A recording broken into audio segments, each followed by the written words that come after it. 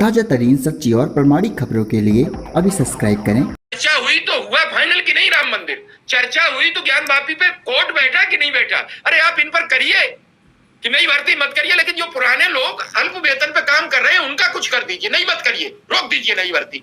जब पैसा ही नहीं है तो काम कैसे चलेगा? लेकिन जो पुराने लोग भर्ती किए उनका तो कुछ कर दीजिए। लेकिन चर्चा करने कोई राजी नहीं है। शिखापाल 6 महीने टंकी पर बैठी रही, आज फिर बैठ गई जाके इको गार्डन में। कब तक बैठी रहेंगी? उदय सिंह शिक्षा मित्र है, रोज 1-2 शिक्षा मित्र मौत के मुंह में चला जाता है। कोई इस आशय में कि अब बच्चों की शादी कैसे होगी, कोई इस आशय में कि घर का खर्चा कैसे चले। शाम को जब घर से कहा जाता है सब्जी ले आओ किसी भी व्यक्ति के में XYZ, उसकी जेब में पैसे नहीं है तो वो पल पल मरता है। वो आत्महत्या से ज्यादा कई बार मर चुका होता है, वो कह नहीं पाता है, वो रोज मरता है।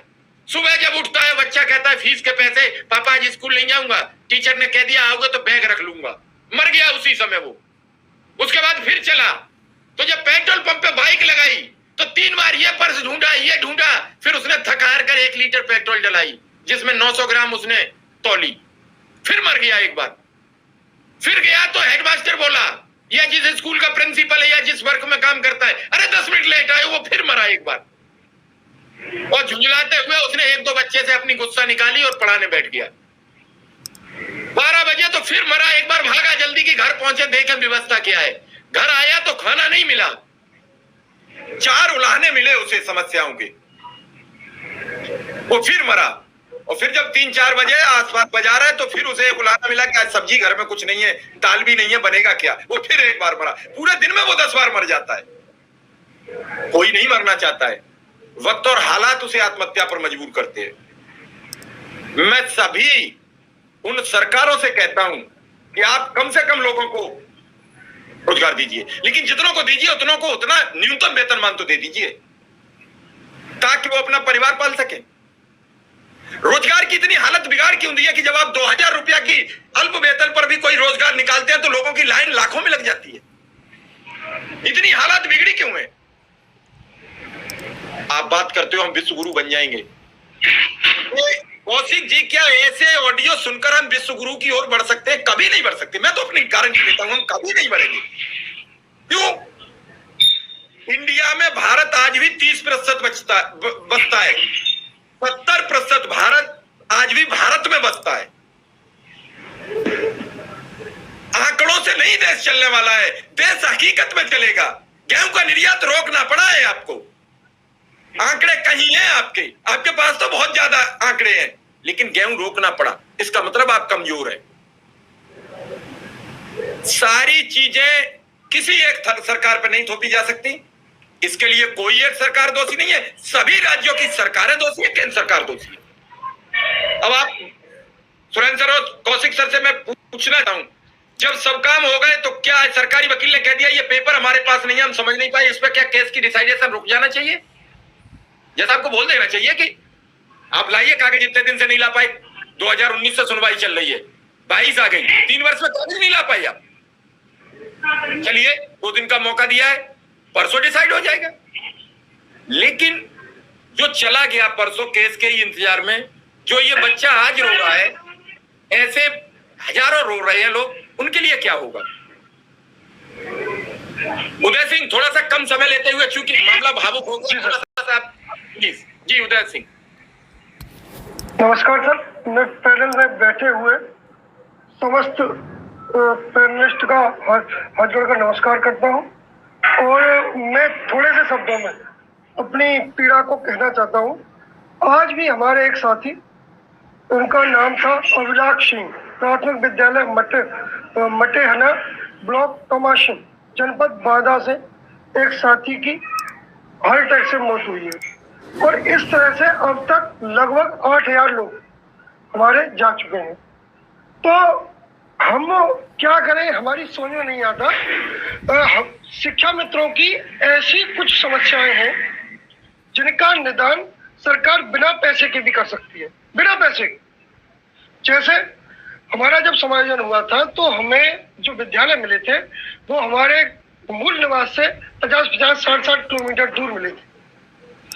तो वो लोग आज भी वही नौकरी कर रहे हैं, रोजाना सुबह जाना शाम को आना। अब 10,000 में उनका कैसे हो?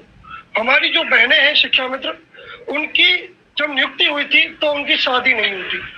बाद में उनकी जब शादी हुई दूसरे जनपदों में या दूसरे ब्लॉक में, दूसरी तहसील में, तो वो लोग आज भी वही नौकरी कर रहे हैं। उनके पति लड़ते हैं या तो ससुराल में रहिए या अपने गांव में रहिए। अब ऐसी स्थिति में वो बेचारी क्या करें? तो इस तरह की बहुत सारी समस्याएं हमारे बीच में जो बिना पैसे के हल हो सकती हैं। हमारे जो साथी मर रहे हैं, जब सरकार एक जहरीली शराब पीने वाले को 2 लाख रुपए का मुआवजा दे सकती है, तो हमारी सरकार, क्या हम जो 20 वर्ष से 18 वर्ष से जो सरकार की नौकरी कर रहे हैं, क्या सरकार हमें 2 लाख रुपए का मुआवजा नहीं दे सकती है? कि जो हमें जी, जब हमारे जो साथी बीमार हुए हैं, उनके जो बीमारी में जो पैसा खर्च हुआ है, जो परिवार है उनके पीछे, कम से कम उनका कर्ज तो चुक जाए। उनसे तो कोई तगादा नहीं करेगा, तेरा बाप मर गया हमारे पैसे को छोड़ करके, तुम पैसे नहीं दे रहे। दूसरा, पहले जब हम सहायक अध्यापक नहीं बने थे तो सरकार हमें 10% आरक्षण देती थी। जो हमारे लोग जो थे बीएड वाले, वो सारे लोग 10% में चले गए। सरकार ने अब वो 10% कोटा भी कम कर दिया और आज 4 साल से नौकरियां नहीं निकली हैं। पहली परीक्षा जब हुई वो 30-33 में कराई, बाद में उसका फैसला 40-45 में कराया। दूसरी परीक्षा 40-45 में हुई और हम हाई कोर्ट की सिंगल बेंच से जीते भी, सरकार ने नहीं माना और फिर उसको डबल बेंच में जाकर के 60% करा दिया। तो हमारी जो समस्याएं हैं, जो आम समस्याएं हैं जिनसे हम रोज रूबरू होते हैं, कम से कम सरकार उन्हें तो हल करे।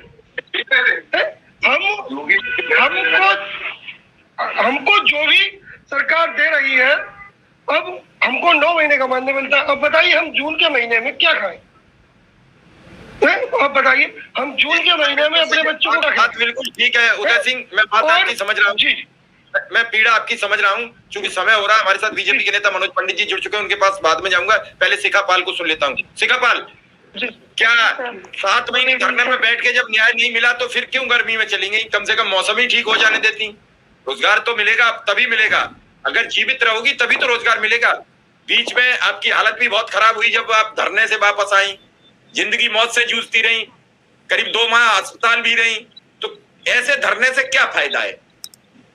सर, यही सवाल तो हम सरकार से पूछना चाहते हैं।